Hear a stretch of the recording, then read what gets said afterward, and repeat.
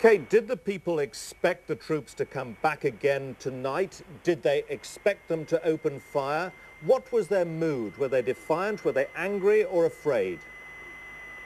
They are absolutely outraged. When the troops first came in earlier this evening, a lot of trucks were stopped and furious local residents stood round them, blocking their paths, shouting at them, yelling at them, telling them to go home.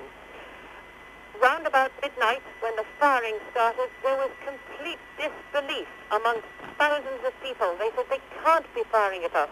They're the People's Army. We are the people. They were standing around, running around, shouting, they're shooting us. We, Chinese, are shooting Chinese. When I got to the children's hospital, where a lot of the emergency casualties were taken, people were in a state of appalling shock.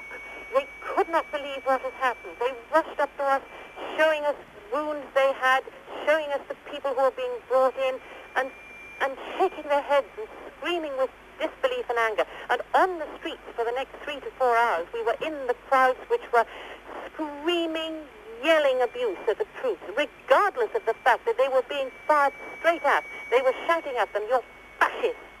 You are killing us. Stop killing." And they have gone on that way. They are so defiant. They are enormously determined.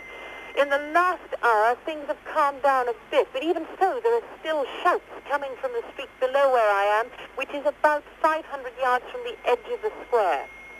What was it like for you on the streets tonight?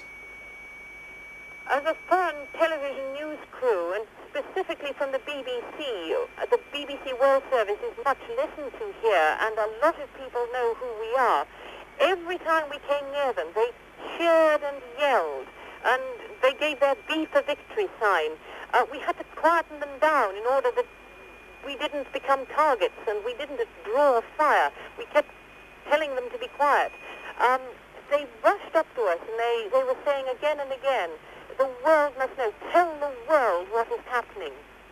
A lot of this violence seemed to take place quite close to you. It was all around us. We, on several occasions, were flat on the ground as the bullets were coming over. The soldiers were firing indiscriminately. We were on 3 or 4 occasions in the side street leading to the main road past the square, and soldiers, as they were being driven past in trucks, were firing from the trucks down the street as they passed the end of the street. And then in the main street, some time ago, there was an enormous volley of shots in which we were caught, and 3 people died around me, 1 man in front of me. And there's gunfire now. I can still hear it going about half a mile away, an enormous volley which is going on just over the next street. And from the square as well, I can hear it now. More gunfire again and again. So there's still fighting, but do you think from what you have seen tonight that after all this violence, that the demonstration, the protest will have been crushed? Who can tell? I'm hearing gunfire now, just over the next buildings, and this is 5 hours after it started, and there are still people on the street below. They are not going home. They're standing around in groups, they're cycling up and down, they're clustered around, and there's still a large crowd opposite the line of troops who guard the entrance to the square. It is impossible to tell how people here will take this.